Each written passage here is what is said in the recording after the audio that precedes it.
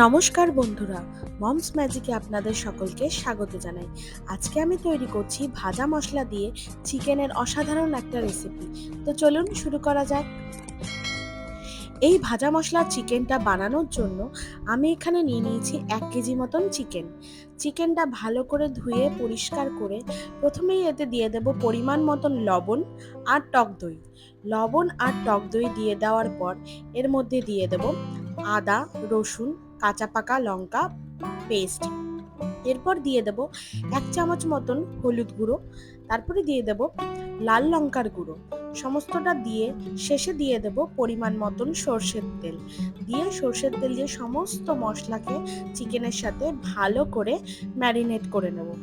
Marinate করে আমি 30 মিনিটের জন্য এই চিকেনের এই ম্যারিনেশনটা ঢাকা দিয়ে রেখে দেব।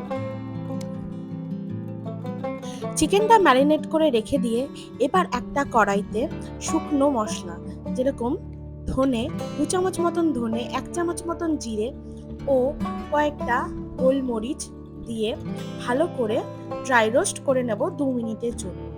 2 মিনিট পর নামিয়ে এর একটা শুকনো গুঁড়ো বানিয়ে নেব। এবার সেই একই কড়াইতে পরিমাণ মতন সর্ষের তেল দিয়ে দেব জিরে তেজপাতা ফোড়ন। জিরে তেজপাতা ফোড়ন দিয়ে এবার দিয়ে দেব কুচি করে রাখা পেঁয়াজ। পেঁয়াজটা ভালোভাবে ভেজে নেব যতক্ষণ না এটার রং গোল্ডেন ব্রাউন হয়। পেঁয়াজটা যখন ভালোভাবে ভাজা হয়ে আসবে তখনই এর মধ্যে দিয়ে দেব পেঁয়াজ বাটা। এবার পেঁয়াজ বাটাটা দিয়ে ভালো করে নেড়ে চেড়ে নেব। পেঁয়াজ বাটাটাও যখন ভালো মতন ভাজা হয়ে আসবে তখনই এর মধ্যে দিয়ে দেব আদা, রসুন, কাঁচা পাকা লঙ্কা বাটা। এবার দিয়ে সমস্তটা একসঙ্গে ভালোভাবে কষিয়ে নেব।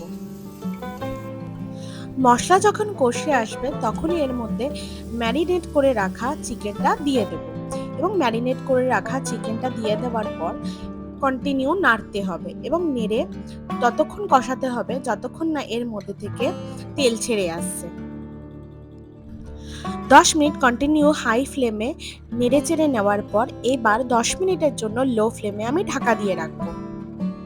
10 মিনিট পর ঢাকনা খুলে এর মধ্যে থেকে কিছুটা পরিমাণ জল ছাড়তে শুরু করবে। তখনই এর মধ্যে দিয়ে দেব ভেজে গুঁড়ো করে রাখা মশলাটা। ভেজে গুঁড়ো করে রাখা মশলার সাথে দিয়ে দেব কাশ্মীরি লাল লঙ্কার গুঁড়ো দিয়ে ভালো করে এর সাথে মিশিয়ে নেব।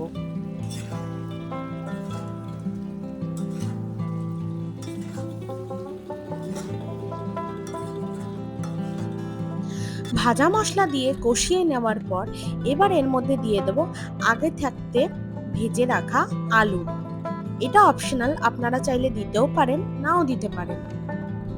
এইবার আলু আর মাংস আরো একবার ভালো করে নেড়েচেড়ে নেব।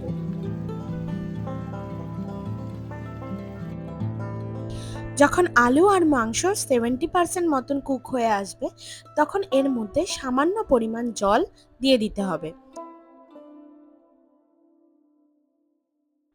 জল দেওয়ার পর 5 মিনিটের জন্য ঢাকা চাপা দিয়ে দেব।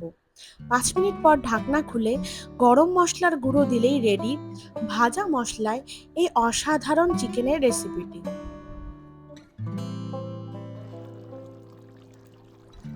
ব্যাস তৈরি এই অসাধারণ ভাজা মশলায় চিকেনের রেসিপিটি। তো বন্ধুরা, আমার তৈরি এই চিকেনের রেসিপিটি তোমাদের কেমন লাগলো কমেন্ট বক্সে জানাতে ভুলো না। যদি ভালো লেগে থাকে তাহলে আমার চ্যানেলটিকে সাবস্ক্রাইব করে দিও, সাথে একটা লাইক। দেখা হবে পরবর্তী ভিডিওতে নতুন কোনো রান্না নিয়ে। ধন্যবাদ।